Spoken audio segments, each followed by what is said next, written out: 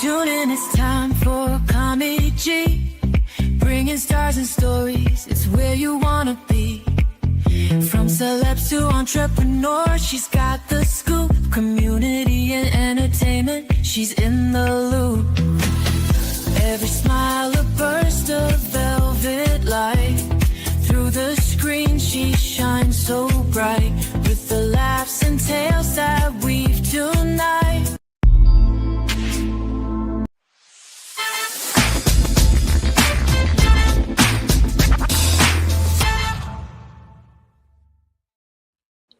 Well, welcome to another episode of SKST Radio, and you tuned into the Cammie Grayson Show, and tonight is Artist Network, and let me tell you something. I have a powerhouse that's an icon, and she goes by the name of Carolyn Griffey. Did I say that right? Griffey.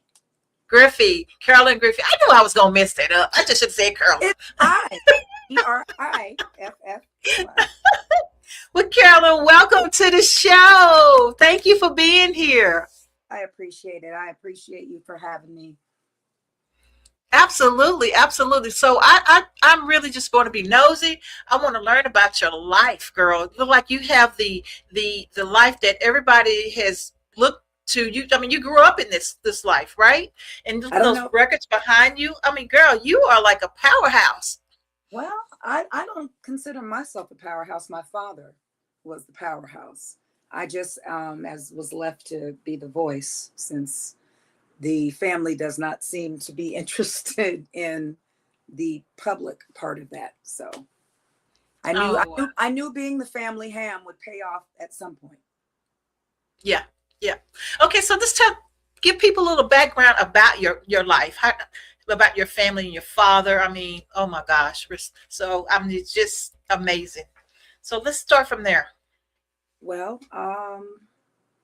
my dad was, like I say, he was a powerhouse. He was a man who foundationally broke a lot of ground for not only the music industry, the film industry, just entertainment and other avenues of it.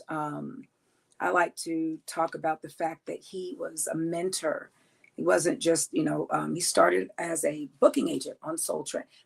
That's where the public part of it started. He actually, being from Nashville, Tennessee, was a medic in the I can't believe, Navy. Mm-hmm. He was a medic in the Navy, always was raised around music. My grandmother raised him in the Baptist church. She also was a gospel artist. But he just wanted so much. Oh my gosh. And if you zoom into that, that's a picture with the Shalamar button on my clothes. Let me tell you the funny thing about that picture. She would kill me if she heard me say this. On the other side of my dad is Hollywood's most well-known. She's a celebrity barber. Her name is Stacy Cutts. She grew up together. She's like my cousin. She's been Eddie Murphy's personal barber to this day. Has done all of the everyone in Hollywood's hair. She's done all of the movies Eddie does, everything. Anthony Anderson, anybody you see that is of our denomination in the industry, she's done it. So she's on the other side of that picture. And I'm glad that she better be nice to me, because if I showed that picture, she'd really kill me. But anyway, so after, he was a booking agent on Soul Train. He and Don Cornelius were very good friends. Rest in peace. And miss him terribly. And because of the fact that he had a love for promotions, people didn't know that he was a club promoter. He had a club called Guys and Dolls, and his hustling initially was 2 phone booths on the corner of Crenshaw in Los Angeles. He was sitting up here when he had the phone booths. So he literally is a self-made from the ground up. I call him, he was the mogul of all moguls, because he was by God anointed to be a visionary. People don't know that there was a Soul Train Club a Soul Train club. That was his idea. Don really was just into his show. He was into his show, but he needed to connect those dots. And at the time, there were no Black promoters in Los Angeles. So he became the premier Black promoter to be able to bring shows like the Jacksons Victory Tour, OJ's, Ike and Tina Turner, Al Green, anybody, James Brown, anybody that you name, he was promoting these shows. And he was in the club business. But what happened was, to shorten the whole thing, because it's a long history, Don wasn't crazy about losing money, so he didn't want to be in the record industry anymore. So he sold his interest of Soul Train Records and whatever the club to my father, and that is how Solar Records was born.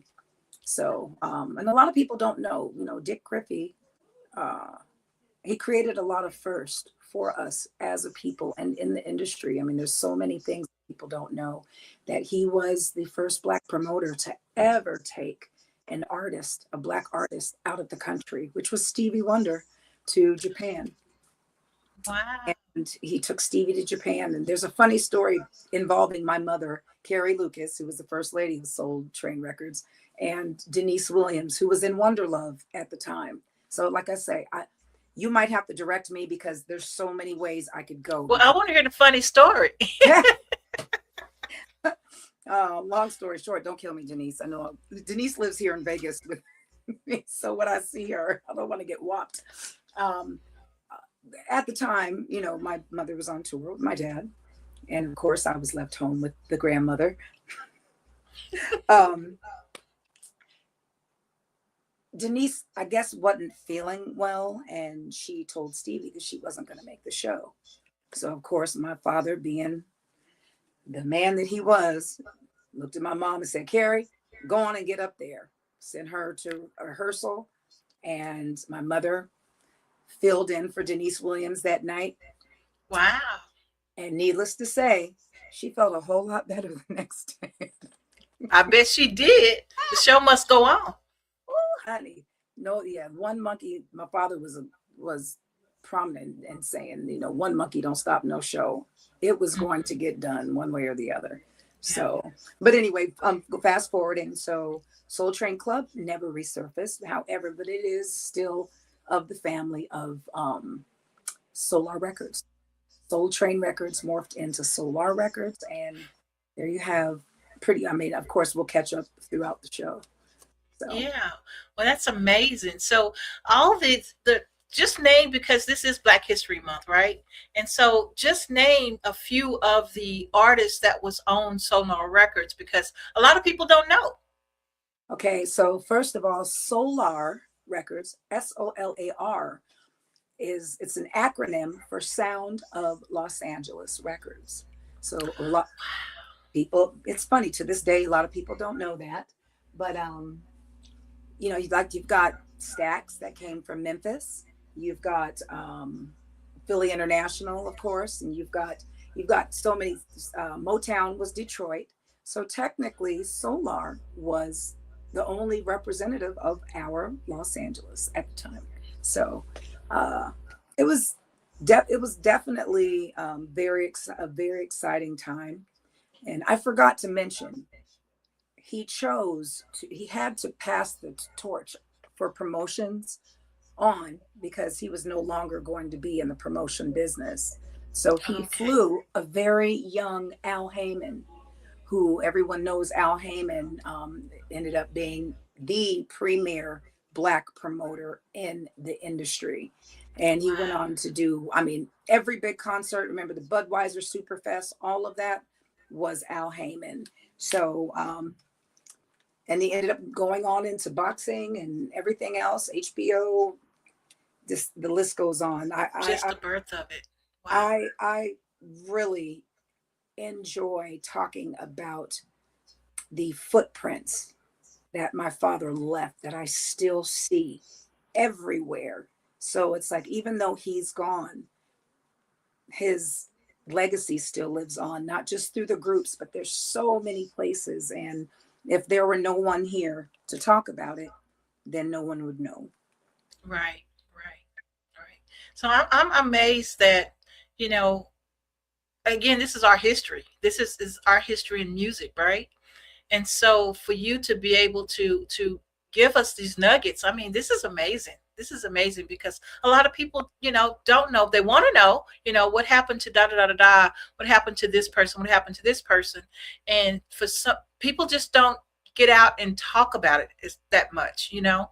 I think we as a people, though, I think we need to raise the bar about our legacies, our Black legacies. And I was on another podcast, good friend of mine, C.T. Fletcher. He's legendary bodybuilder. He's not known for his sweet tongue, but he's a wonderful, wonderful man. I remember talking about the fact that, you know, because of course, as we get into Shalamar, I'm sure the story doesn't change. I have dealt with so much just in the industry, period, how cruel we are to our own. We get more respect all over the world from people of other cultures than we give one another ourselves. Yeah. There's a lot of work that went into us rising out of the ashes. And when we don't take the initiative to continue to lift and rise instead of trying to set down or smother another one of us, to me, I just think it's working backwards. And you know what? And rest in peace to my Uncle Jesse, as I used to call him, Uncle Reverend. My father and Reverend Jackson were very, very close, and we're close to the Jackson family. My father was one of the chief financiers of his presidential campaign. And we spent a lot of time together. I just, you know, and this is being the fact that he passed on President's Day and during Black History Month. I know this is also something that, you know, the family would agree with. Look at all the blood, sweat, and tears that were shed and the legacies that are, I mean, Reverend Jackson literally opened so many doors for us and really picked up the mantle, especially after Reverend Martin Luther King passed. It's like, and along with some others, of course, but to sit here in the eve of his, I'll say, transitioning, we owe ourselves a lot more respect. Yes, absolutely. Absolutely. You know, so I just, you know, and it's funny because you said that you follow me on social media. I know I don't talk a lot about this because the family that I grew up in was such a lot of pressure. I'm the flower child, believe it or not. This is not something that I thought I would grow up and be doing. I'm the one that ran off, and my parents couldn't find, they went off to Paris and I stayed at home. I made New York. They're taking my kids to Euro Disney and I'm flying somewhere else. So I've kind of always, I don't want to say black sheep. I was just always the really disobedient one. I like the term flower child. Yes, I'm the hippie of the family. I like to frolic. I'm the black child. My father moved us to the valley so I could have horses. And that's literally where most people know that's where you would find me.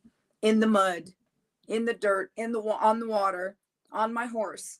So, you know, I didn't really expect to stand up and represent this amazing legacy on my own. And I have family. Of course, my mother's our head chair, and we've got an amazing board overseas that really we ended up having to comprise because a lot of the family just did not want to pick up the mantle. And there was a lot of legal things left unresolved that we're still dealing with.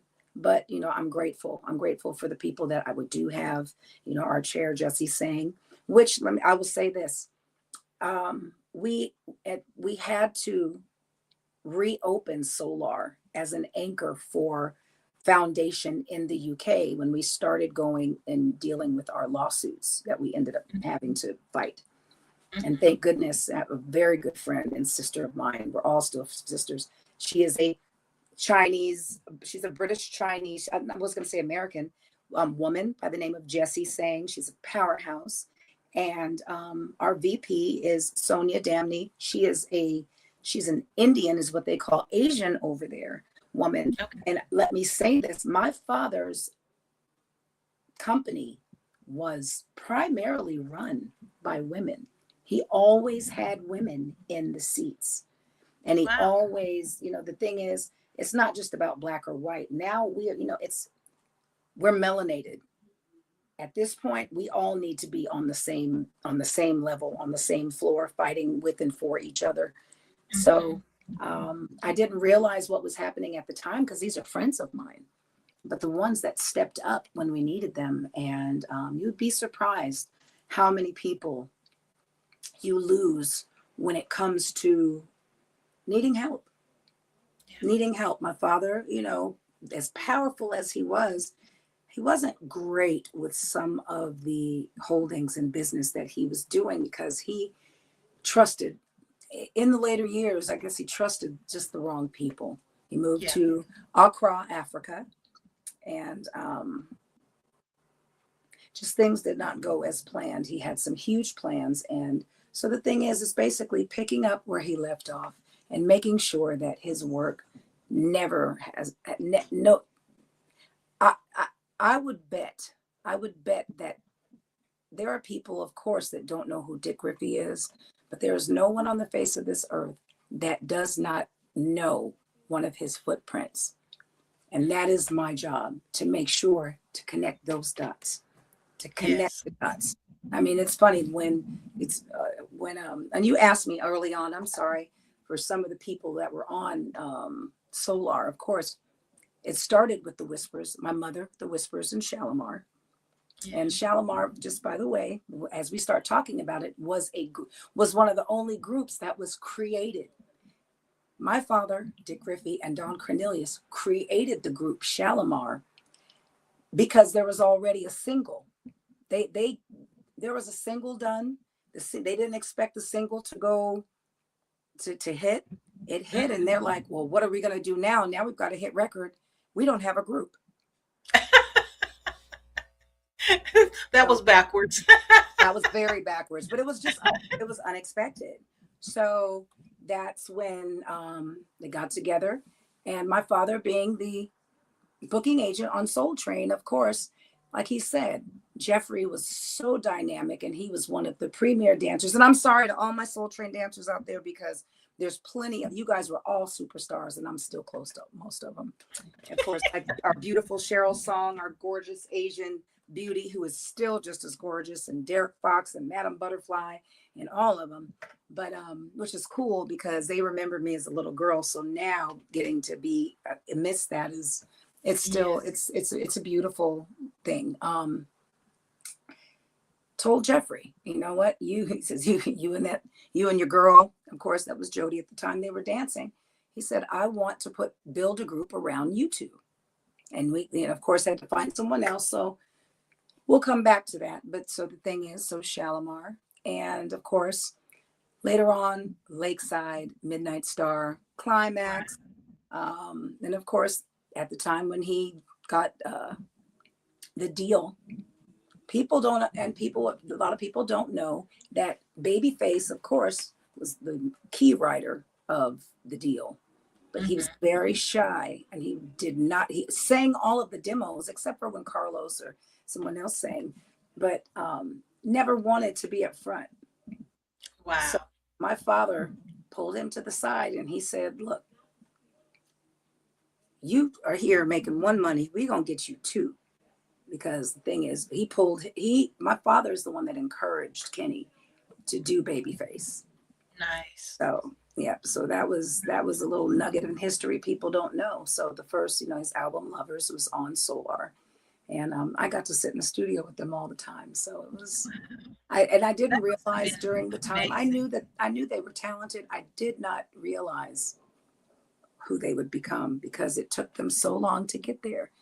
Literally. And I will say that I give my father complete credit of the fact that when you go to, at the time, Chrysalis, there's a lot of the record companies that are not together. They're not intact anymore.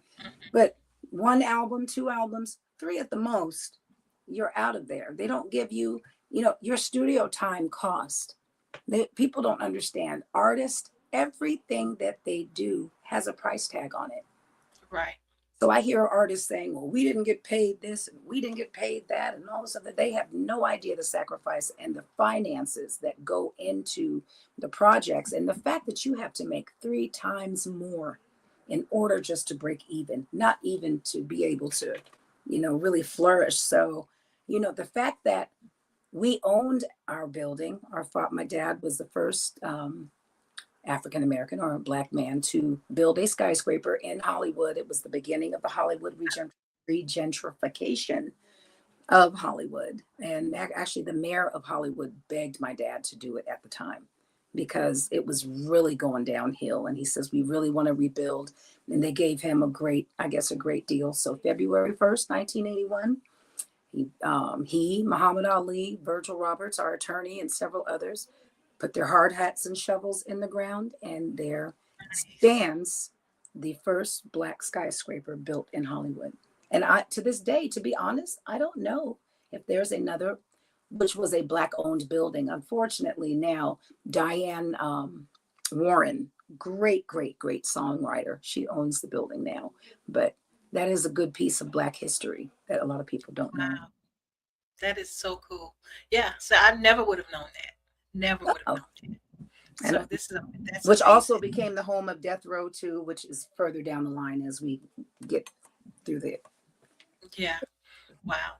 So okay, so let's talk about my Shalamar. Let's talk about that and how you got involved in being in that group. Oh wow. Okay, let me put my glasses back on because So Shalamar was my absolute favorite group in the world. Love Shalamar, and I love all the other groups on the label, of course. But it's just there was just always a thing. There was always just a chemistry and a magic with those 3. And when they broke up, I was a teenage. I was early teens when they broke up. I was like those goth kids you see in those movies that just wear black and the black eyeliner. My world had come to an end. I would you don't understand. We lived in a beautiful ranch on a lake, had horses and all my horses and everything. I didn't go outside I didn't think I bathed for a week. My mother had to come in my room and be like, look, you gonna get up out this bed and you gonna get yourself together. And I mean, it was the most horrible thing in the world, not just because they were my favorite group. It's just, I think, even though I was young, I still was around the business and I understood they were right at the pinnacle of crossing over and really becoming a super group.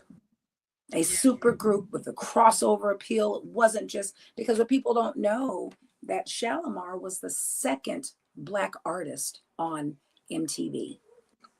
Wow. The first was Michael. And I'm going to tell you, a lot of people don't. That's what I'm saying. When I saw when I saw the Black Godfather and rest his soul, I loved Clarence and Jackie Avant's children and I grew up together, Alex and Nicole. And I loved them. I loved them. And I saw in the Black Godfather where they talked about he was a part of it, but Dick Griffey had a big hand in that transaction of getting Michael, which the first video was Billie Jean on MTV. They did not want Black artists on there. So he literally was a freedom fighter. He was really, people don't know he's involved in so many things. He was on the ground even with Jesse Jackson way before the presidential, campaign. And hold on 1 second.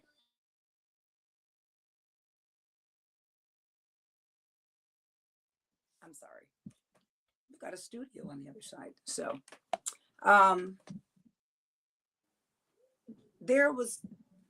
help me. I was talking about my dad and his footprint and being involved in the civil rights and just in fighting for a lot of our freedoms as a people. So there's just, you know what, I just look, Howard laughs at me when I do that. When I do that, he just goes, I'm like, what are you doing? He's like, I'm waving at the thought that you're not going to get because it's gone. That's what I call my butterfly moment. Thank you for that. I'm gonna have to borrow that. Yes, please do. Oh my goodness. Wow. Yeah. So I'm gonna let you kind of dip in because I literally lost that. My butterfly flew away. Oh, your butterfly flew away. That's okay. I mean, so we were basically still talking about the history of everything and how you know, your dad was instrumental in getting us on the MTV award, MTV shows. You know, along with so many other things, he was a part of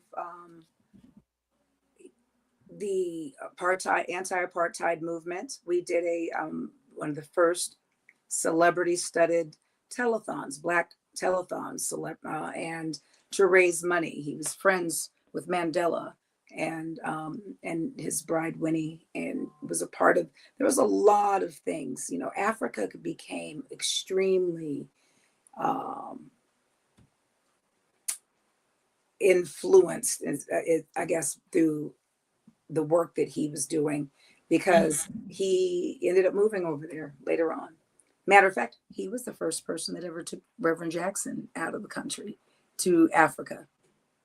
Really? Wow. Yeah. Gosh, I'm gonna miss that man. You know what, in his younger years, he literally, not only was he great at what it is that he afforded us the right to be able to do, but he was funny. He was funny, some of the things. And I just realized, I was like, you know what, those are family moments, so they will remain family moments. But at least I found a moment to be able to just, you know, have a fond thought in the hours of our grief, because this is a very grievous time. It's hard. I know it is. I can only imagine. And like I said, I really appreciate you being here tonight, because you know, I follow you on your social media, so I know that him passing was a big deal in your life. So I do appreciate you being here. Yeah, and it's kind of hard, because I mean, I know that I can keep a smile on my face, and I even left a message on my Facebook stories today saying I'm going to post goofy stuff because I'm a goofball and I love it. I just, you know, I've never taken myself so serious to keep us laughing, because, you know, the thing is, you know, there's people that are serious enough for everybody. And, you know, I'm not in politics, nor do I think I ever will be. But at this point, I'm 56 and I'm going to still keep having fun. I'll probably be a kid until I leave here. So, you know, like I said, I was the least of us to do this. Yeah. So sometimes I feel a little under-equipped, but we don't have a choice. Who you see is what you get. Right. Well, you know, life is short. And so I believe your decision to live your life is a good decision. You know, going to the gym, doing all the cool things that you're doing, spending time with your little baby. I mean, because what do you call a fur baby? Spending time with your fur baby. My kids call that their brother. They know that's their brother. My sons used to get really upset with me at first, because they were just like, and that's funny because I don't know, has Julie McKnight's been on your show, correct, already? Correct? Yeah. I think so. Julie is that's my twin flame. That's my sister. And we send each other pictures of our dogs and their behaviors. Oh, wow. So we send them cousin pics. We're kind of like non-melanated people when it comes to our dogs, because, you know, most Black folks are like, that dog better not get on my furniture. But it's probably why I'm still single. Although I will say, You know what I will say? Actually, one of my exes is the one that bought Diesel for us. Okay. I think when I left, I think he was more upset that I took the dog than me leaving. And I've been pretty blessed that, you know, the ones that came after that, they loved him. He's so lovable. He's so lovable. But my former fiance, we're still really good friends. We talk pretty much every day. He loved him, but he was like, he ain't getting up in this bed. I know that's right. So, but yeah. So and like I said, the thing is, who's that? That's Spiffy. That's my son's dog. That's my grandpup. That's your grandpup? That's my grandpup. I have two grandpups. And you know what's funny? One's a pity and the other one's a XL, Bully XL. So wow. Yeah, but it's because I travel so much is another reason why you guys will be seeing a lot more with me with my horses, because you know everybody knows I'm a black cowgirl. Everybody knows that I am completely down with educating us on our heritage in that area, because like I say, you know, I've been blessed to have some great friends. We just celebrated Glenn Turman's 79th birthday out at his California ranch. And it's my favorite place on earth. Glenn knows. I told him, I said, you know, when everybody's gone, I said, I want everybody, I tell all his grandkids and kids, when I leave here, that's where I want to be sprinkled. Because it's just a place of it's always just been a place of peace. I've raised my children there. And I love the country. I love the land. I love, you know, maybe it's my native, you know, it's my native ancestry in me, but, you know, just the land, the sea, the water, air, peace, nature, peace, grounding. And yes, and I probably still don't have the softest feet because I've walked around barefoot since I was 10. Girl, you don't want to know I'm in my socks right now at the studio.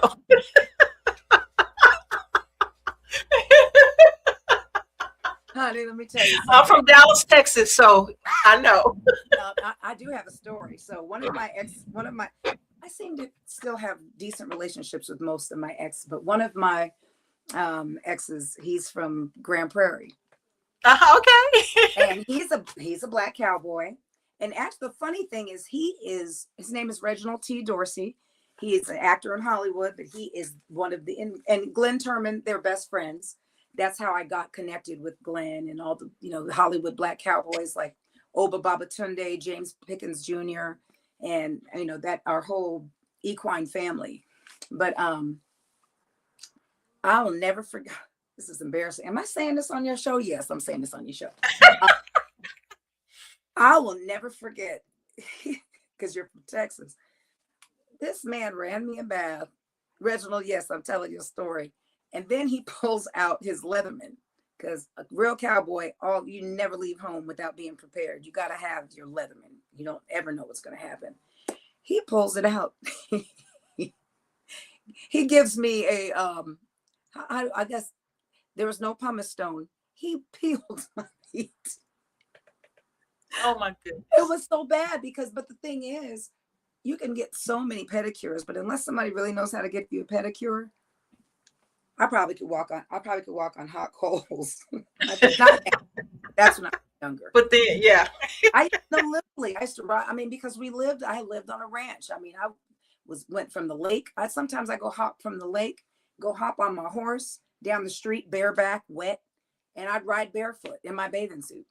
So, you know. Hey, that's life. So our family had land in Mahara, Texas.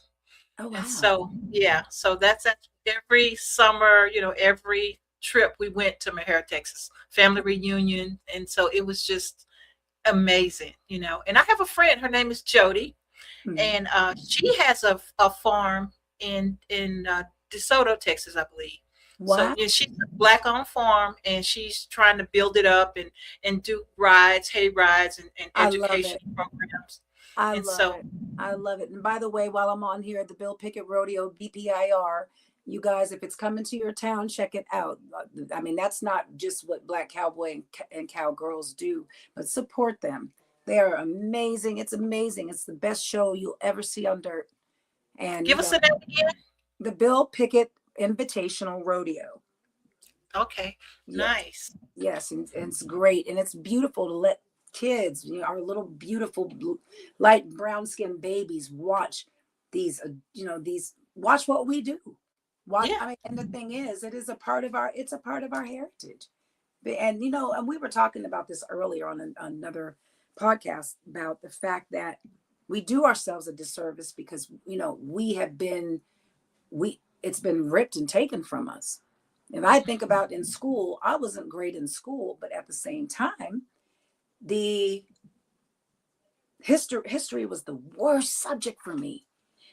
I know for a fact, if I had learned the things that we were a part of, that we started, that we invented, the things, history would have been so fun for us. Yeah. To know who we were, to know what we came from. The only thing I knew that we came from is roots. I mean, if I did, yeah, I was thinking of that earlier. And we didn't have the inheritance of being kings and queens and coming from a land that is the most plentiful on the face of this earth. So, Yes. The way it was devised for us to separate and not be, look at that. And, boots on the ground, all that stuff. Actually, one of my really, really good friends is a gentleman by the name of Charlie Sampson. He is the world's first Black champion bull rider. Wow. He had his face stepped on every bone in his body. As a matter of fact, that's funny that we're saying that because I have a Charlie Sampson t-shirt. Oh my goodness. Charles, How cool is that? Charles gave this to me at the National Finals Rodeo here in Las Vegas that they have every year. And by the way, let me add, there's not one Black barrel racer that has ever set foot on that dirt. So that, and that's another thing I tell people, I'm not just fighting for my family's legacy, my musical legacy. I'm fighting for our legacy. So Yes. our children know who we are. They know what we are capable of, and there's power in information. So, Yes. it may not be a big deal to somebody else, but it was a big deal to me because I was riding horses all my life by myself, being the only Black girl, and I had no idea the entire world opened up to me when, like I say, Reginald and I were, dating and getting to go on the road, and I mean, we did all kinds of stuff. Matter of fact, Howard and Mickey Free at the time was in Shalamar, used to come out to the house and go horseback riding with me, and and Mickey Free, he was the second. He replaced Jeffrey when Jeffrey left. So everybody knows him as shirts versus blouses and the whole Charlie Murphy thing. But he is, he ended up cashing in on his Cherokee heritage, and he was not, he went back to school. He got all in with the nation, and he became Cherokee free. He started doing mounted riding, shooting, and had a ranch and everything else. So there's a lot of it. So I've got a project with my beautiful cousin. Her name is Paige Turner. She's on HGTV's Love It or List It. So you guys check out Paige. I'll check her out. She's amazing. Their love story. Mike Hill. I don't know if you know who Mike Hill is. He's a sports newscaster here in Los Angeles, but they found one another and they are so entertaining. I'm going to have to send you them because you're going to have to get them on the show as well. Okay. I would love that. I would absolutely love that. But we have a project that we've been shopping for the past few years, and it's basically more awareness, letting people know, even the Black cowboys in Hollywood. Yeah. So my cousin is a historian. He was on the show, my first show earlier today, and he was talking about the Egyptians and the Kush, all our heritage. So he was talking about all the things that we missed, and Black cowboys was one of them. That people didn't realize that we were cowboys forever. And so actually, and cowboys was a derogatory term because they were calling them boys, yeah, wrestling yeah. cows. But the thing is, that literally was not a good term. But we've kind of adapted to it, and we know who we are. But I'm a cowgirl. I'll be one till I die. So if you look, honey, if you could see my wall of hats and belts, I've just got belts and hats and buckles and boots, and that's if I'm not in workout clothes or Shalamar or Solar Records merch, I'm in socks. I know that's right. Me too. I'm always in my socks or my Cammy's Collection t-shirts. Yeah. So I need to send you one too. I need to get your size, and I'll send you one of my Cammy's Collection t-shirts. Okay, well, I'll make sure Miriam. We're actually working on our new merch for our Gold Tour, which is coming up. We are celebrating 50 years of Shalamar music, and it's the Golden Tour. It's the Golden Tour. We are not doing the tour. The tour is not really here. We are doing some spot dates here in the States, but we've mainly been overseas for the past 25 years. Wow. So and I feel like the overseas people they get it late, but at the end of the day, it seemed like they support us way more. But that's what I was saying. Oh, I love it. So you guys, if you're wherever you're watching, if you're in Paris, if you're in Holland, if you're in England, we're not coming to Spain this time. I think we've got something in South America coming up, and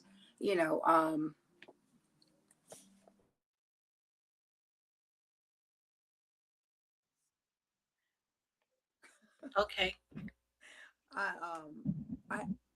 I'm in a family of my son came over, and he's actually recording my mom in the next room. Yeah, so my mother she's still singing. Her voice is still silky. I wish I got her voice. I got the rasp. I don't know where this came from, but I wish it would leave. I never had that voice. I could sing next, whatever the person's next to me singing. I like to sing a lot of watermelon. That's why people don't understand. I never desired to be on my own. I never wanted to be like people. Oh, I want to be a solo. I never really wanted to be a solo artist. That's why going back to I guess we kind of got off the Shalamar thing and how I got in there. Oh, it's okay. I'm enjoying the girl talk.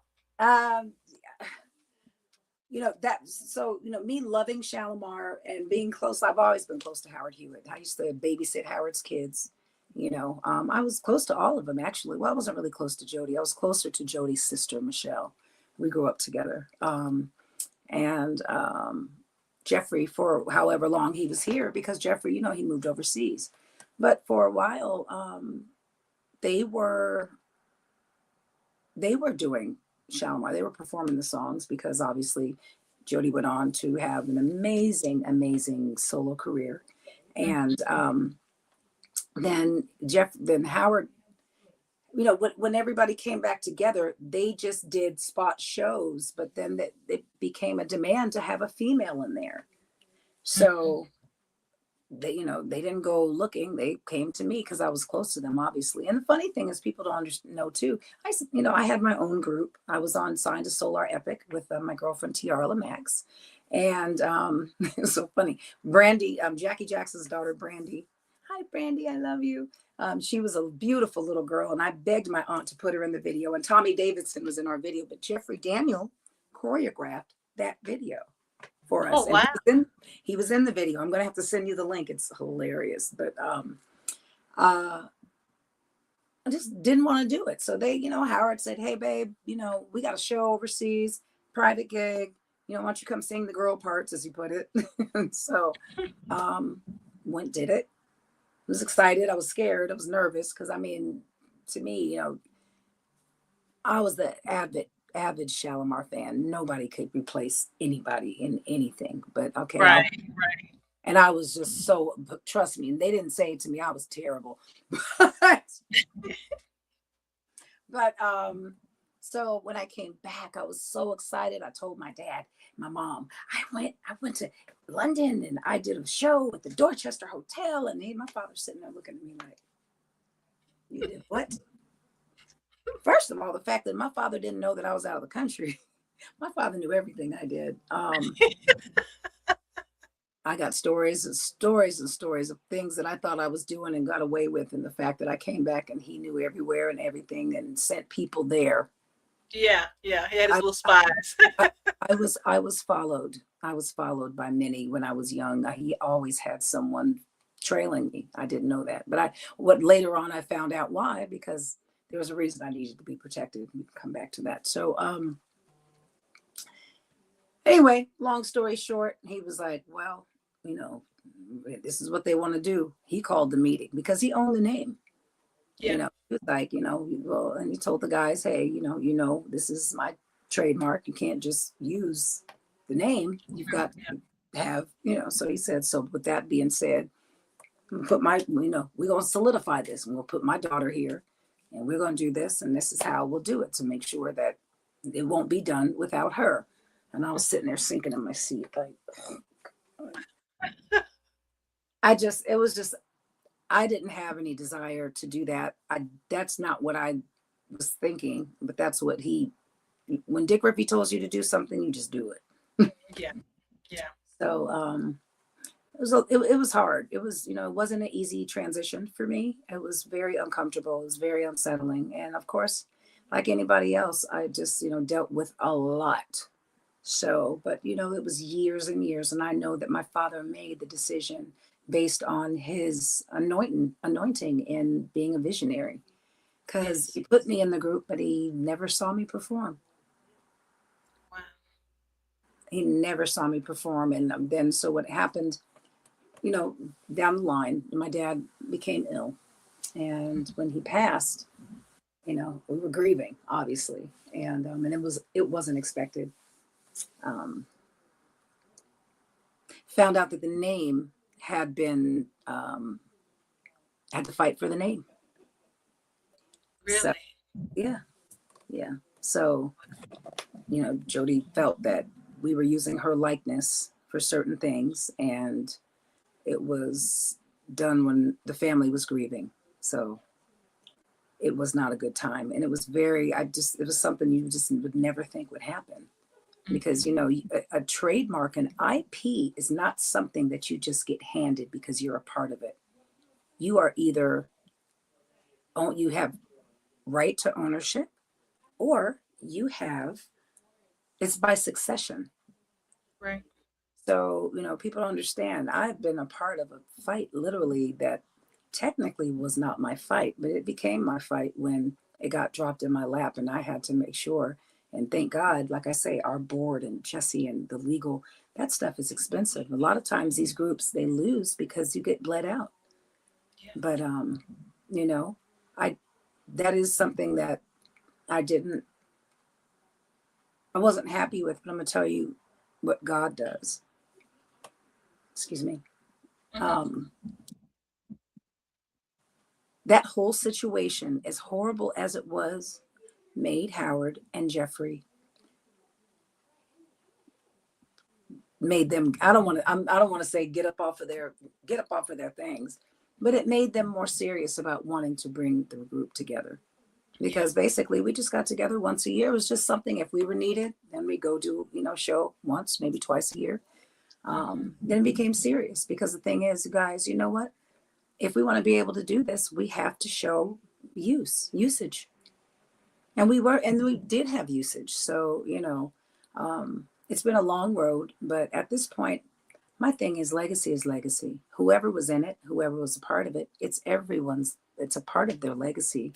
Everyone is a part of creating that magic, that, we wouldn't be having anything to talk about if it wasn't, if that work, if that love, if that combination, to me, they were magic. Yeah. There was no other group in the world that and to be fair, I never thought that I came in and I feel the need to carry the legacy on and to celebrate it. But I would never compare myself, ever, because there's no comparison. Right. You Well, know. everybody bring their own little piece of the pie, to the table. And so, Yeah. yes, your tenure was wonderful. Hers was wonderful, Oh and my so God. it just made it. It just kept it going. And I feel bad because Delisa Davis came in and I think she did a great job. To be fair, I don't think my father, when they did the talent search, he and Mickey Free and Howard, when they did that, I don't think that they picked, and let me say this, I don't want to say wisely, because she definitely was not a replacement for her. She looked nothing like her. She sounded nothing like her. But maybe that was what was needed for the time and change of the music to go into the next season. But, so the thing is, but when I tell you, they couldn't have picked a sweeter, more beautiful, kind, talented woman. Delisa Davis was from Nashville, Tennessee, from my dad's hometown. And I mean, to this day, she's still beautiful. And I have to, I'm saying her name because I realize there's usually so much back and forth that she gets overshadowed. This is her legacy too. Yeah, yeah. I know everybody that had a hand in it, everybody, this is but it's a, like I say, but it's a brand. Your business is a brand. It's a thing where when we're all gone, somebody's going to do it. Because you know what, the music lives on. It lives on forever. So the thing is, I've never in my life seen so many people talk about who's not a Four Top or who's not a Temptation or who's, the only thing I hear is that's not, if it's not, this is what it is. Yeah. This is what it is. And and I didn't want to do it. I didn't come in here to do this, but now that I'm here, I take pride in it. I take pride in my men, my Shalamar, my guys. I love them. We have been through everything, and I will do everything to love and I take care of them. I'm the road wife, they're okay. And that was the issue with my fiance when he came out on the road. Why are you always doing that for them? They're my guys. They're older. When you work with somebody, that becomes your unit. Yeah. And you know what? And I cherish them because life is fleeting, and we're getting older. And losing Uncle Walt of the Whispers, that was one of the hardest losses. Oh, And yeah, that was this summer, right? Ooh, I mean, I still can't say it without it affecting me. And that's what people don't understand. This legacy is not just about the music. Solar is the Solar family. I love these people. I love these men and these women. I love the history, the ups, the downs, the ins and outs. And I love, because my father loved these people. This was not just a business for him either. So,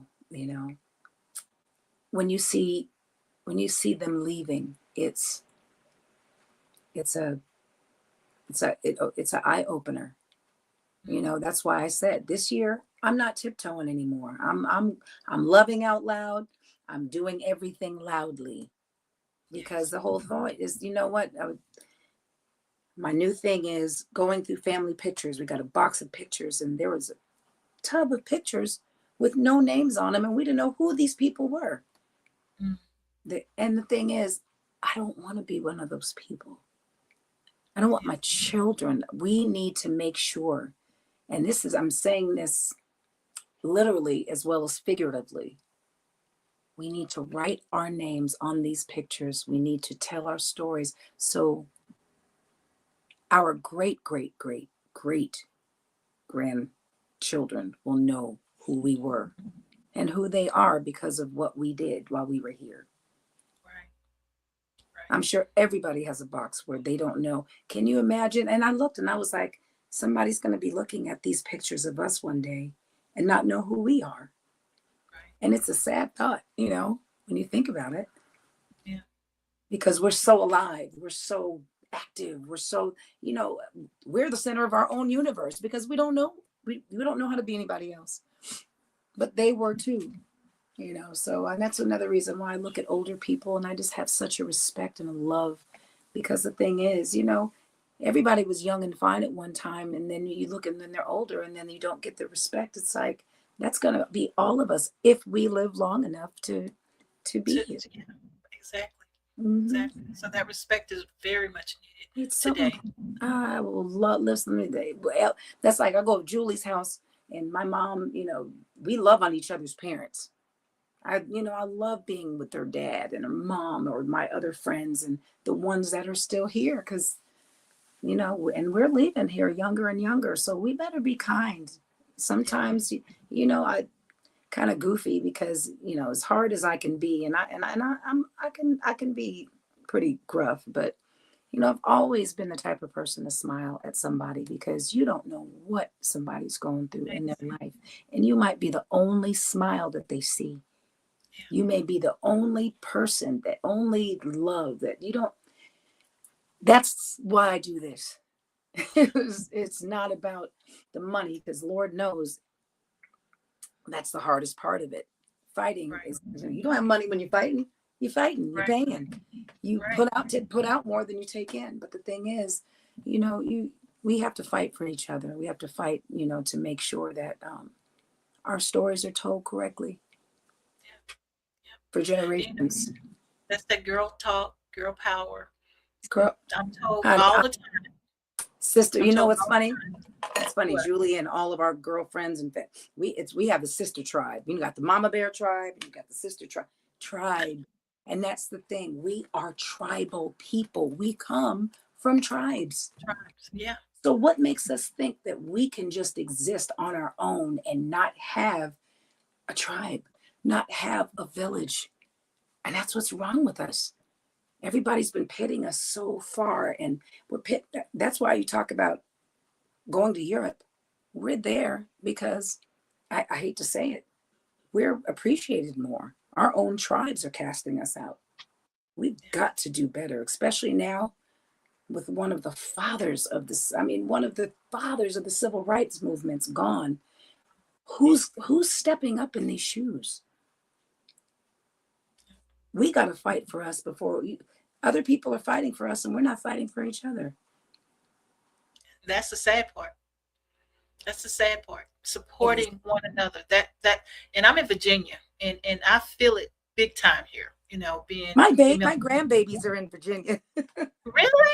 Well, I'm in Virginia Beach, so if you ever come this way, look me up there. We were there last year. We did Virginia Beach. What? Well, I'm down the street from the beach. We did the festival when you guys had the hurricane. Well, now you know how to look me up. So you can get my info from Joe. You're going to have to come see us. I think we're doing Birchmere and this summer. So we'll make sure that Marion, that we all stay in touch. That sounds good. You can know, since you're following me on social media, send me a message. I'm very active. Oh, okay. Yeah. Yeah, absolutely. Social media. But we get each other's numbers. But yeah, there's no reason you should be in Virginia and not come to Shalamar's show. That's right. That's right. And so I can get you some Shalamar merch. I love it. And I will promote it. Yes, please. Well, Carolyn, our time is almost up. Is there anything that you would like to share, some words of wisdom for people who want to get out there in the world and do positive things? Because you clearly are a beacon. And by this being Black History, I just think you are a ton of history, just walking and being able to tell us. You're our encyclopedia these days because we just don't have it. We just don't have it. And so is there anything you want to share with our audience? Yeah, we have to do our own homework. We already see that there have been so many blinders put on us for years. So, and I'm speaking to myself because I'm sure I could have done a much better job at preparing my children. But thank God my children are resourceful and they are diggers. Be resourceful. You can't know who you are unless you find out where we come from. Wow, just heard that today. And be kind. Life, especially in this temperature of what we're seeing right now, especially for us as a people, is extremely painful and hard to see.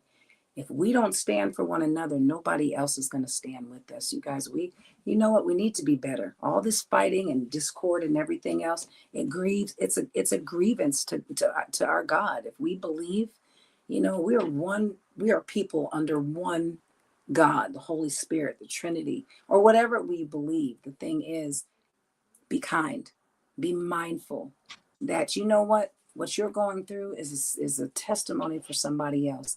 And my dog is scratching on the door. I just heard this.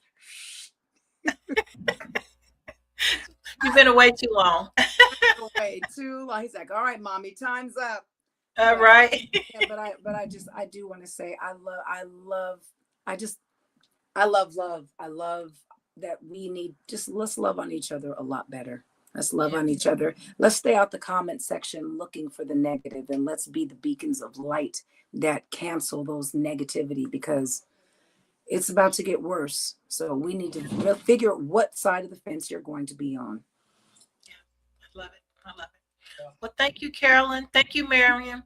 I appreciate you guys, and stay in touch. I appreciate it. Okay, I bless you, sister, and I look forward to seeing you this summer. Sound good. And all right. We're going to connect. Sounds good. Okay, guys, you heard it from her. You're going to see her again. She'll be back on the show. And so we're going to keep up with Carolyn and find out all the cool things that she's doing to keep us all alive and abreast of what's going on in the world, especially in our entertainment world, right? And then we got the Shalamar concerts that might be coming up pretty soon. So we're going to stay in touch with that. So, guys, until next week, right here, SKST Radio. Bye for now. Bye, Carolyn. Bye. And we'll talk about fitness next time. Oh, right. I love it.